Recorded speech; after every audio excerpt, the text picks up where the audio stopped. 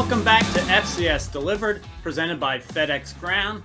I'm Craig Haley, along with co-host Gary Reasons, our two-time Super Bowl winning champion. Gary, you might want to tighten your seatbelt. The season is here. Yeah, we got a couple of games here. A couple of games this weekend, week 0. Things are kicking off. It's going to be fun, and I'm looking forward to it. Sure. Gary, our producers, as you know, are Seth Biley and Graham Bell. And where can you find us, our weekly podcast? Well, FCS Delivered is on all your favorite platforms. There's Amazon, Apple, Spotify, Google Podcasts, iHeartRadio, and many others. And you might be watching us on YouTube right now. If not, all you have to do is search for FCS Delivered. Now, we're here, as we mentioned, week 0 of the college football season. Obviously, week 0 has become fashionable, where it's played before the first full week of games, which begins next Thursday, August 31st. They wanted to keep week 1, so they renamed this week 0. There's a small handful of games. As Gary mentioned, there's 3 on the FCS level. There's North Alabama versus Mercer in the FCS kickoff down in Montgomery, Alabama, Fordham at Albany. And the big one would probably be the MEAC SWAC Challenge, South Carolina State versus Jackson State down in Atlanta. Now, Gary, leading up to week 0 here, and week 1 for most teams, obviously there's a lot of off-season preparation, but in the preseason, what can you tell us from your experience about the build-up to playing your first game?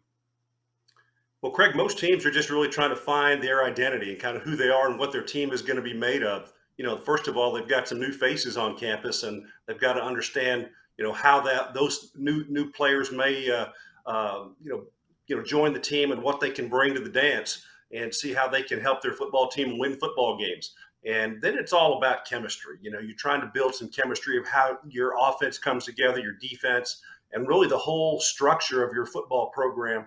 And it's really paramount early in the season to understand really just kind of what kind of a football team you are and how you're going to play together and win football games. But I think for the most part, coaches are always looking for execution on the offensive side and really effort on the defensive side of the ball. Those two things really set the table for what you might expect ahead. You always hear that from week 1 to week 2 would be the biggest changes for a team in its development. Is that accurate from what you're trying to establish in week 1? Do you make that adjustment on a big scale to week 2? Well, it's going against an opponent that you haven't seen before, and it's not the same uniforms and jerseys like you've been hitting in practice. So whenever you go against an opponent, you find out things about yourself. You find some chinks in your armor that you may have had, and you also find out that you got some players that really can step up and make a difference. So I think there's an opportunity for any team in week 1 to really establish themselves and really kind of set the pace for potentially a great season. On the Analyst.com, we've been previewing each conference for the FCS level. There's 13 leagues this year. There's 15 conferences involved, but there's 2 joint leagues. What we thought today's episode we'd go through each league, kind of rapid fire, give a thought, each of us, on the conference race, predict a champion. Obviously, there can be co-champions, but who we think has the best chance to win it all. We're going to pick these conferences randomly, Gary. Why don't we get going with the Big Sky, where there's 12 teams, 6 of them are ranked going into the season. Montana State and Sacramento State are the defending co-champions. Tell us about the Big Sky and who do you like this year? Well, you mentioned Montana State. They're obviously one of the teams that you have to look to at the top of that list. I think I see it a little bit differently. I see that Idaho and actually Sacramento State, from what they did a year ago and what they have coming back, I think they're going to bubble to the top. I think those 2 teams are really going to be there at the end. Now, the early part of the season and the mid part of the conference season is going to tell you how that might unfold. But I see it as Idaho and Sacramento State are going to bump Montana State to number 3 in that conference. And I'm sure that's going to ruffle a few feathers out there, but I see that as a possibility.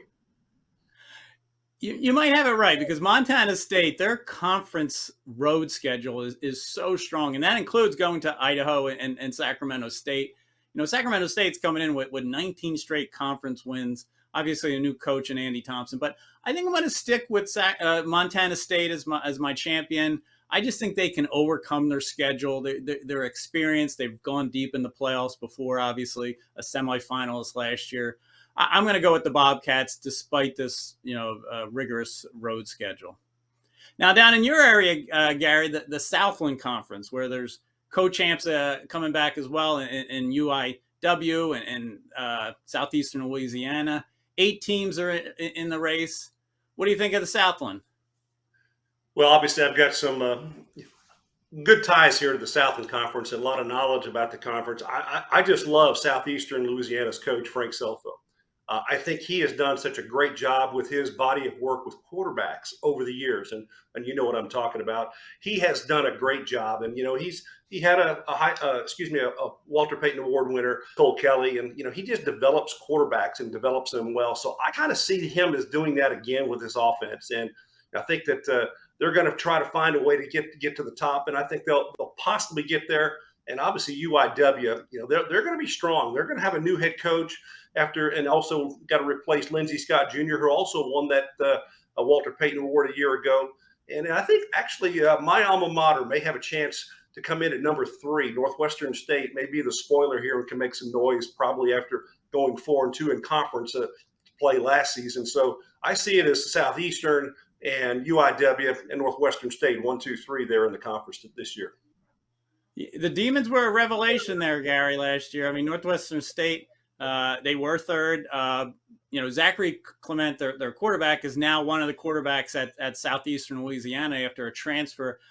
I'm going to go with a two-team race. I think it's the same 2 teams, Southeastern and UIW. They play early in the year. Clint Killow, the new coach at UIW, they went to the national semifinals. I think one of the fascinating stories of the whole FCS season is Zach Calzada coming in to replace Lindsey Scott Jr. Obviously, Zach's played at Texas A&M and Auburn. I'm gonna still go with Southeastern Louisiana. I think they're experienced. UIW has a vastly different team, but that's a fun battle between those two. But I'm gonna go Southeastern Louisiana. The SWAC, the Southwestern Athletic Conference, they have 12 programs there, 2 divisions of 6. Ooh, they don't have Dion anymore. It's post-prime, but there's a lot of prime teams down there. Who do you like in the SWAC? Well, I'm going to take the East. Let's take a look here. I think Florida A&M, I think they're a strong number 1.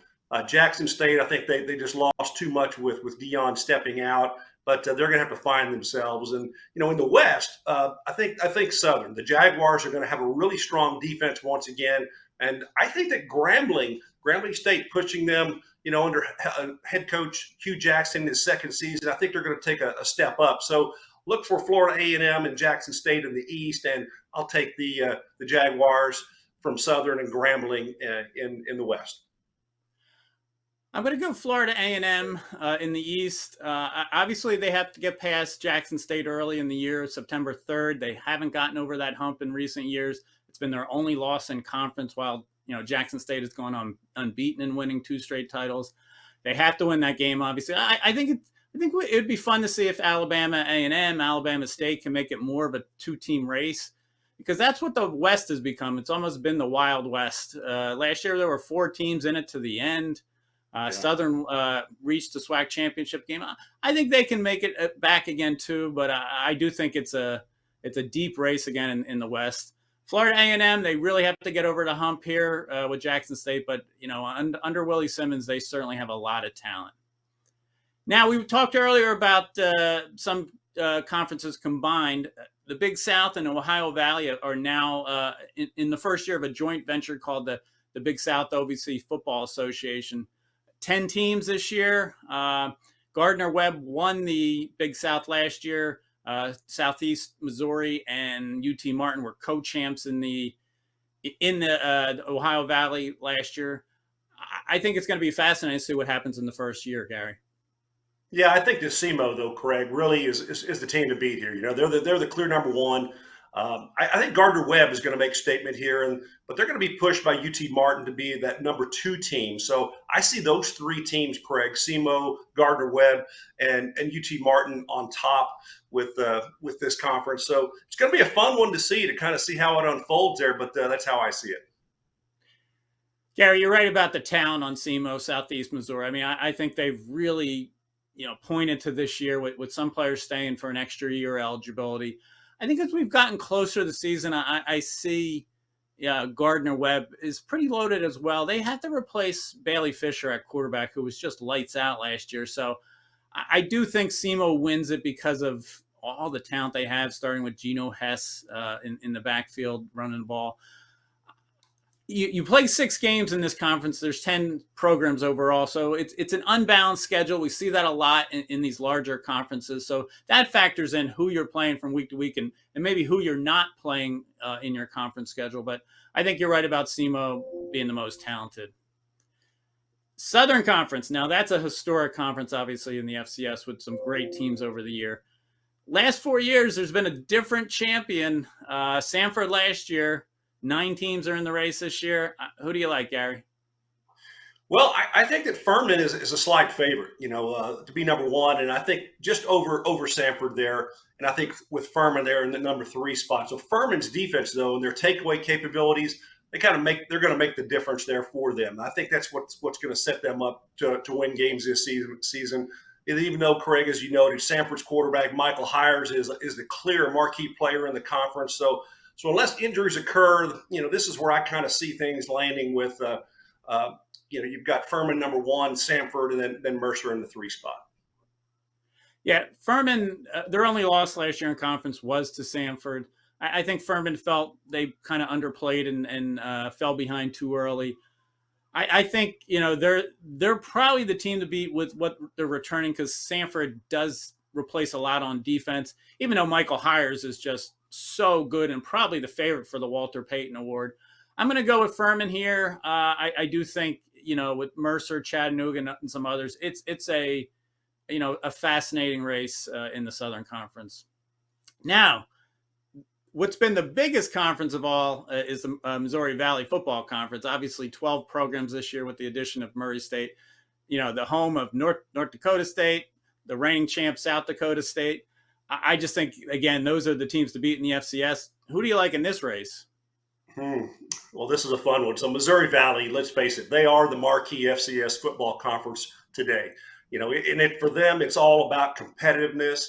And here's where, we're building, where structure means something. These teams are built and they're built deep. We've talked a lot about South Dakota State, and they're a clear number 1. But certainly North Dakota State, they're going to have something to say about that. And, however, don't be surprised if North Dakota or even Youngstown State has a say in this race, believe it or not. So if you want to catch some great football, tune in each weekend to Missouri Valley football and sit down and simply enjoy. Gary, we'll do one more conference here before we go to a break. The United Athletic Conference. Obviously, it's formerly the ASUN WAC. They're in the 3rd year of their joint league. I think it's a fun race. Most teams, I think it's 7 out of 9 return their starting quarterback, which obviously you always want to have because it is considered the most important position in football. One of those schools is Central Arkansas. I think they're loaded up, especially at running back. I like them to win this race, but who do you like in the United Athletic Conference? It's funny. I'm here in Texas, so I'm going to go a little bit of a Texas flavor here with Abilene Christian. I think they've got enough of the tools, and they're growing together. Abilene Christian's going to continue to grow, and I think that Tarleton State, believe it or not, they're going to have something to say about this. You did mention UCA, University of Central Arkansas. We know about David Walker, and we've got another defensive lineman, Logan Jessup, who does a great job defensively. So I think those 3. Really, just pick the order, but I think the Texas teams may have something to say about it as well. You're keeping us on our toes with those picks. I like it. Abilene Christian was tremendous last year, and Tarleton returned so much. So I really like that a lot, Gary. All right, we're going to go to a break, and then we'll be back with our second segment of FCS Delivered, presented by FedEx Ground.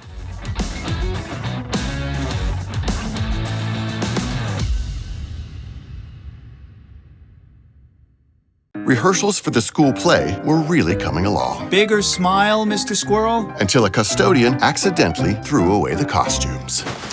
Oh, no. Everyone was rattled. Miss Garrity forgot how to play. And the Queen of the Hedgehogs almost quit. Find a new queen! But replacement costumes were shipped with FedEx. And with added peace of mind from picture proof of delivery, everyone could focus on the perfect opening night. FedEx, where now meets next. For residential delivery only.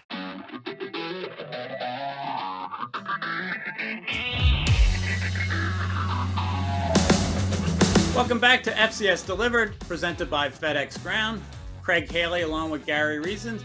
Gary, as you know, we've had a lot of preseason coverage on the Analyst.com, all presented by FedEx Ground.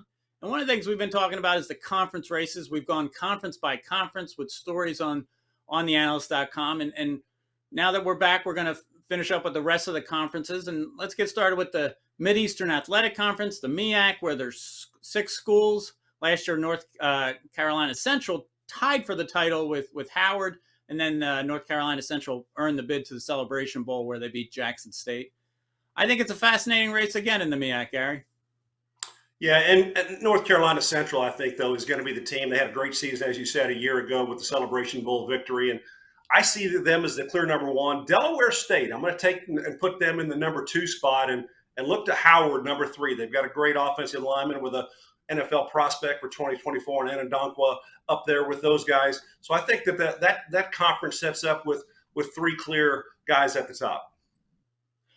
You know, Delaware State's really flown under the radar, how they've improved at 2 straight years of 5-6. So they're right there. Howard went 5-6 last year and won a share of the title, you know, going 4-1 in conference. So I like those picks. I think one of the great stories of this lead up to the season on media days, FCS media days, Trey Oliver of North Carolina Central, he kind of spiced things up on media day where both schools, the players and coaches involved had their championship rings on from last season. And Coach Oliver was asked about Howard wearing their rings. And because North Carolina Central beat them and earned the bid because of their head-to-head meeting, he joked, "Are those class rings, not championship rings?" So I think he kind of put a little jab at him, and that's the kind of thing that spices things up, probably motivates Howard. I have to like North Carolina Central, but I just think that's going to be a fun race out now. The teams really kind of go at each other. All right, we'll go on to the Northeast Conference. 8 programs, really a gritty kind of conference with defense, running the ball. I've always enjoyed the NEC. For the first time, Merrimack is past their transition period. They are eligible for an FCS playoff bid. They went into the final week undefeated last year in conference, and then that's where they lost to St. Francis, who was the champion. I like the NEC race again this year. It's going to be fascinating, Gary. Yeah, I like it as well. I think the top 3, though, Craig, and you mentioned these as well. Number 1, St. Francis. And, you know, with them having a capable quarterback with Cole Doyle coming back and being able to drive that drive it home for him again, I think that's pretty good. And Merrimack, you mentioned, you know, they're going to be able to press it in there and possibly get their first playoff berth. That's what they'd like to do, get in the hunt. And I'd say number 3, Duquesne. Well, you know, they're going to ride their quarterback, Mr. Parentis, following, you know, his injury-plagued season a year ago. He's back, and they expect him to play well. So my 1, 2, 3 there are St. Francis, Merrimack, and then Duquesne. Yeah, Duquesne was banged up last year, Gary. I mean, 2 years ago they won the first FBS win for the NEC. They won at Ohio University. It was 28-26, a great game. So last year was sort of an anomaly for them because of the injuries. I think they're right there in the mix. I think what's great is Duquesne and Sacred Heart. They tied for 3rd, and yet they've been the programs that have led the way in the last decade. I'm going to go with St. Francis again just because they really have a lot back other than at wide receiver for Cole Doyle to distribute the ball. I think LIU is going to be fascinating because they won their final 4 games last year, and they just have some really good individual pieces, whether it all comes together. But I'm going to go with St. Francis over Merrimack in another fun race. All right, now we have the Patriot League, 7 programs. Obviously, the dynasty there is Holy Cross. They've won 4 in a row, and they're seeking a 5th straight title, which will be a record. I think Holy Cross is going to get it done behind Matthew Sluka, but I do think it's going to be fun whether they can get knocked off. They did have a couple tight games last year. Do you like Holy Cross in the Patriot League? I do. I think they're right there, number one, Craig. They've got all the talent. The quarterback, Matt Saluk, our preseason All-American, leads the way. And Fordham, they're replacing Tim DeMorat, so they don't have a lot there to come back to. I think number two maybe Fordham. Number three, it's kind of a pick 'em, but I'd look for Colgate to possibly play strong and get aligned right there. So I'll look for the Patriot League, for Holy Cross. We'll take Fordham, and then Colgate is number three. But it's going to be a fascinating season for that league. Yeah, we'll be talking Fordham soon. Week 0 picks, Gary.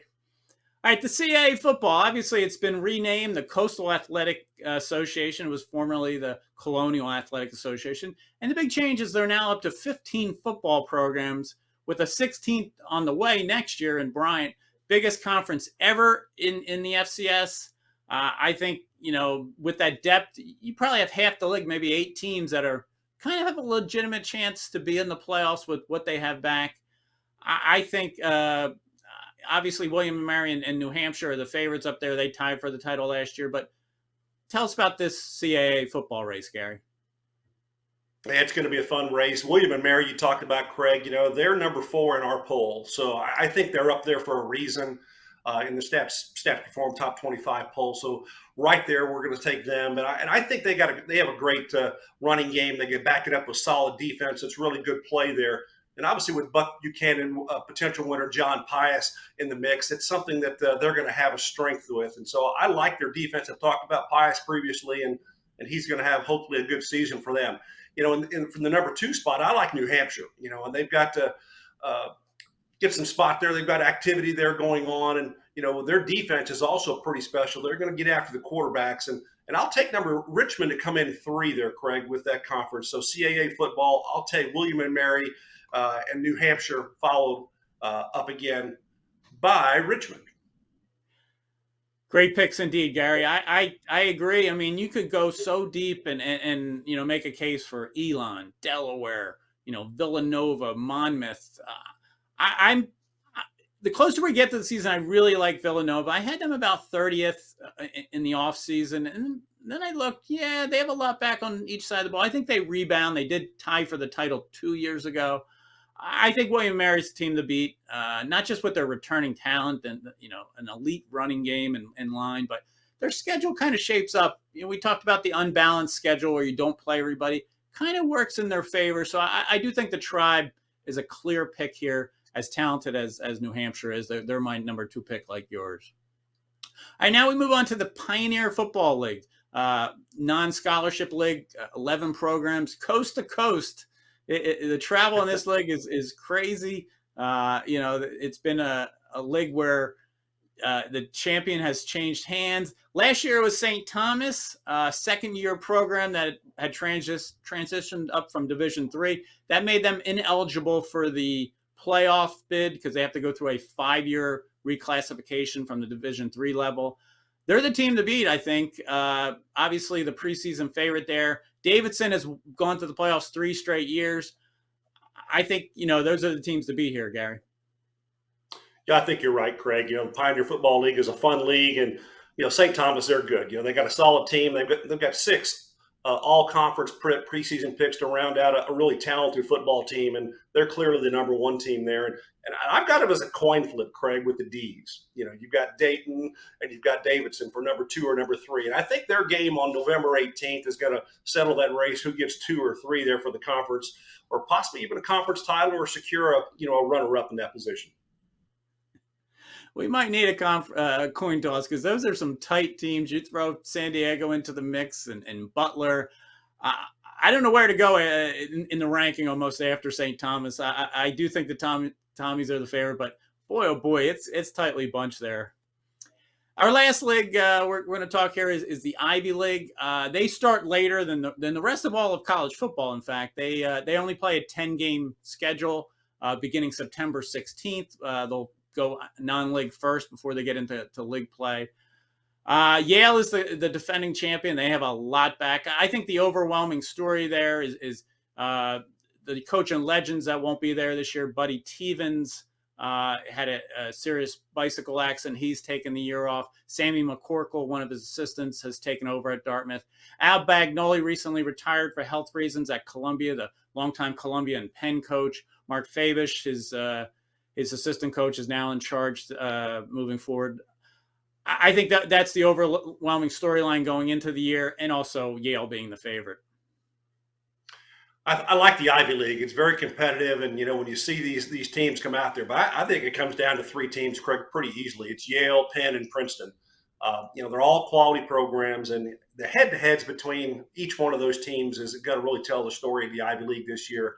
So Yale, Penn, and Princeton, you got to pick them 1, 2, or 3, and I just think we throw the coins up in the air and find out which way they drop. Don't let Tim Murphy at Harvard know you didn't put them in that mix. But no, you're right. Those are the three top teams. I think Yale is the favorite, though, with what they have back, starting with Nolan Grooms, their quarterback, who was league offensive player of the year. So that wraps up our conference by conference look. Maybe we'll go back at the end of the year and take a look at how we did with our picks here, Gary. I wish you well, because the FCS is crazy from week to week how it changes. All right, we're going to go to another break, and then we'll come back with our final segment of FCS Delivered.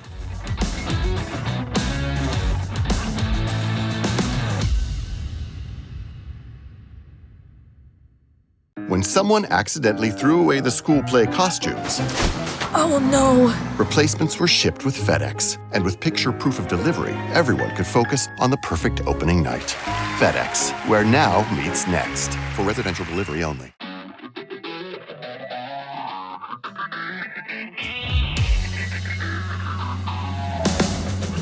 Welcome back to FCS Delivered, presented by FedEx Ground.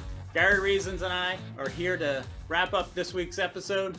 But one of the things that has stood out to me, Gary, is this offseason, the College Football Hall of Fame ballot has been out. Obviously, the 2023 class will be inducted this December, but the 2024 ballot had a lot of familiar names from the FCS level, past award winners, Archie Amerson, Armonte Edwards, Al Lucas, Randy Moss. So a lot of people that we're familiar with. But that makes me think of you, Gary. I mean, you were in a special group in 1996 after your career at Northwestern State. Tell us about the College Hall of Fame and your background. Yeah, it really was unique because we were the very first group to be selected amongst the small college players, because it was only the Division I FBS level top players that previously to 1996 were be able to be inducted. So they raised that to be able to include all college football players. So essentially there was a small college category, and that included all of the FCS players. And as you mentioned, Craig, 4 or 5 guys, every year now since then have been on the ballot to be able to be inducted in the College Football Hall of Fame. And it's still very, very short numbers, small numbers. You just think of all the college football players who have played at any level, and that's millions. There's only about 1,400 in the College Football Hall of Fame, so the numbers are really tough to get in there. But I was part of that inaugural group with Walter Payton, Buck Buchanan, a couple of our namesakes for the FCS National Awards. Coach Eddie Robinson, he was actually there. He presented Buck Buchanan posthumously for induction. So it was a fun time to be around. I was with Neil Lomax, guy from Portland State who was really one of the first ever kind of a gunslingers for the spread offense out there. And there was a lot of good guys in our group in 1996, and proud to be a part of that inaugural group of players. You are certainly FCS royalty, and I love how you mentioned Neil Lomax, because I tell you what, he went on to a long NFL career. It might have been 11 years, but I always think of Neil Lomax, 105 points. Mouse Davis and Neil Lomax, that Portland State team scored in a game. That's the most ever for an FCS team. That's what stands out about Neil Lomax. But week 0 is here, as we talked about this Saturday. I mean, North Alabama versus Mercer in the Crampton Bowl down in Montgomery. They'll play the FCS kickoff. Mercer's obviously a favorite in that one. UAlbany is hosting Fordham. That's another fun game. They were pretty tight last year. Fordham only won 48-45, so I think UAlbany has a shot there. And then the big one, Saturday night's on ABC, the FedEx Ground FCS Game of the Week. South Carolina State representing the MEAC, Jackson State representing the SWAC and the MEAC SWAC Challenge. Is that a game you'll be watching? Sure. It'll be a fun one to watch. You're going to see a couple of good FCS teams go at it here. And, it'll give us something interesting to see how TC Taylor is going to do at Jackson State. Dion is gone. So there's a lot of things to talk about, even off the field, and kind of see how they have an impact with what happens on the field. Yeah, those two programs met in the Celebration Bowl, the 2021 Celebration Bowl. South Carolina pulled an upset at 31-10 over Jackson State. So that's kind of looming large here. Buddy Pugh, the South Carolina State coach, is a veteran coach. He has some key players back in that one. So, South Carolina State is an underdog here, but that could go either way. The MEAC always does well in the MEAC SWAC Challenge. All right, so we're here. We're going to wrap up our episode of FCS Delivered. We made our season picks in each conference. Last year, out of 14 leagues last year, the preseason favorite voted by the coaches only was the champion 5 times. Only 3 of them won an outright championship. So it just shows you from week to week how wild and wacky the FCS can be. And hopefully it'll be that this year. I mean, we love the FBS opportunities that they'll be coming up in week 1. That'll be Thursday night, August 31st. Next week, maybe you and I will have some more predictions, Gary. What are you thinking ahead here as we move into the season? Well, I'm kind of getting ready for Gary on the move here. This is it's early, but next week I get out on the road for our FCS on campus, FCS National Awards on campus, and I'll be heading out Monday evening, Labor Day weekend, to go out to an FCS campus somewhere in this country. I don't know where yet, but it's going to happen September 2nd. So I'm going to be going out in just about almost 2 weeks now to head out and get going. So it'll be a fun time ahead. We've got a lot planned, and stay tuned. We'll share some of that on this podcast as well.